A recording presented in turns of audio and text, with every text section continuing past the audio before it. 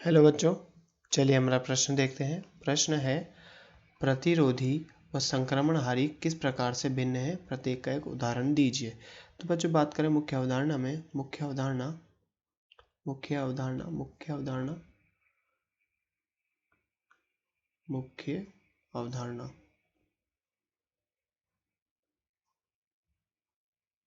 तो बच्चों मुख्य अवधारणा की बात करें तो प्रतिरोधी व संक्रमणहारी दोनों सूक्ष्म जीवों के खिलाफ कार्य करते हैं। तो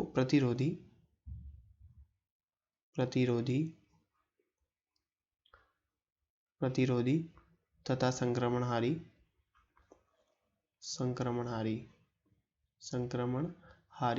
दोनों सूक्ष्म जीवों के खिलाफ कार्य करते हैं। सूक्ष्म जीवों के खिलाफ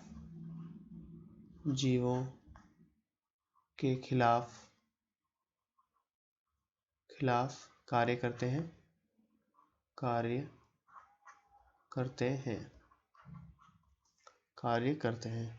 तो बच्चों चलिए इन दोनों के बीच में अंतर देखते हैं। अंतर है तो बच्चों इनके अंतर देखें तो प्रतिरोधी और संक्रमणहारी। तो बच्चों प्रतिरोधी सूक्ष्म जीवों की वृद्धि को रोकते हैं। तो प्रतिरोधी सूक्ष्म जीवों की वृद्धि को रोकते हैं। तो ये बात करें, ये सूक्ष्म जीवों की वृद्धि को रोकते हैं। सूक्ष्म जीवों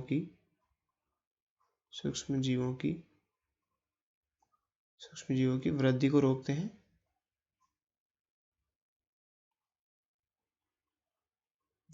रोकते हैं।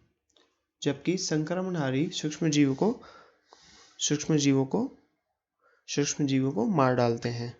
यहाँ पर ये रोकते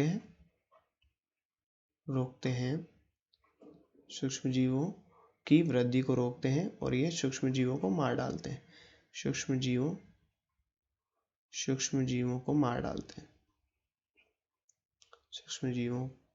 को मार डालते हैं। तो बच्चों ये सूक्ष्म जीवों को रोकते हैं, सूक्ष्म जीवों की वृद्धि को रोकते हैं और ये सूक्ष्म जीवों को मार डालते हैं। अब बात करें, ये प्रतिरोधी जीवित ऊतकों पर प्रयुक्त होता है। तो बात करें प्रतिरोधी की तो ये जीवित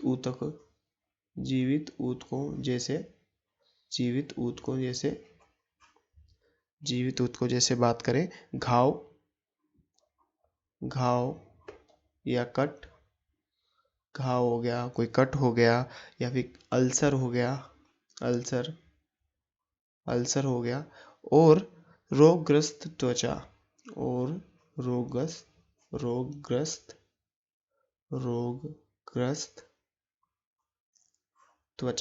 तो बच्चों इन जगहों पर प्रतिरोधी का उपयोग किया जाता है। जीवित ऊतक जैसे घाव, कट, अल्सर और रोगग्रस्त त्वचा की सतह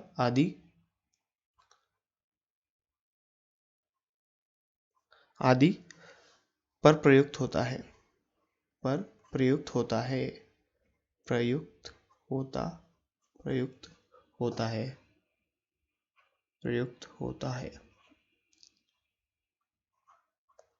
तो बच्चों इनकी बात करें तो ये जीवित ऊतकों पे प्रयुक्त नहीं हो सकता, ये निर्जीव वस्तुओं पर प्रयुक्त होता है। ये निर्जीव वस्तुओं जैसे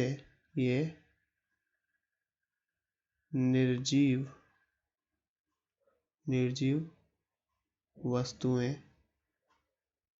वस्तुएं जैसे कि बात करें निर्जीव वस्तुएं, फर्श की बात करें, जल निकास प्रणाली, ड्रेनिंग सिस्टम भी बोलते हैं इसे, जल निकास प्रणाली या ड्रेनिंग सिस्टम भी बोलते हैं इसे, जल निकास प्रणाली आदि पर प्रयुक्त होते हैं, प्रयुक्त किए जाते हैं। तो बच्चों बात करें कि इनकी अल्प मात्रा प्रभावी होती है, प्रतिरोधियों की अल्प मात्रा भी प्रभावी होती है। तो प्रतिरोधी की अल्प मात्रा प्रभावी, अल्प मात्रा प्रभावी, अल्प मात्रा भी इनकी कैसी होती है, प्रभावी होती है। अल्प मात्रा प्रभावी, जबकि इन संक्रमणहारी की बात करें तो इनकी अधिक मात्रा प्रभावी होती है। इनकी अधिक मात्रा प्रभावी होगी, अधिक मात्रा प्रभावी होती है। संक्रमणहारियों की अधिक मात्रा प्रभावी होती है। ठीक है। अब बात करें इनके उदाहरण की, तो प्रतिरोधी का उदाहरण है डेटॉल या आयोडीन टिंचर या टिंचर आयोडीन। तो उदाहरण की बात करें तो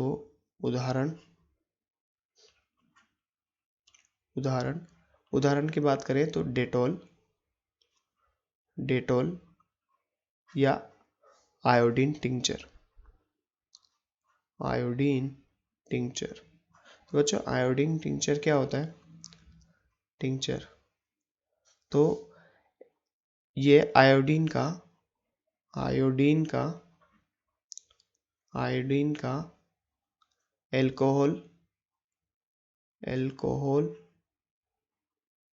अल्कोहल जल के साथ 2 से 3% का विलयन के साथ 2 से 3% विलयन। बच्चों यहाँ पर उदाहरण की बात करें, उदाहरण तो इसका उदाहरण क्या होगा? 1% फिनोल का विलयन। तो बच्चों जैसा कि हमसे प्रश्न में पूछा गया था प्रतिरोधी और संक्रमणहारी किस प्रकार से भिन्न है, तो हमने यहाँ पर इनके अंतर देखे और प्रत्येक का एक उदाहरण दीजिए। तो प्रतिरोधी का उदाहरण डेटॉल या आयोडीन टिंचर और इधर संक्रमणहारी का उदाहरण 1% फिनोल का विलयन। तो आशा करते हैं बच्चों आपको प्रश्न समझ में आया होगा। धन्यवाद।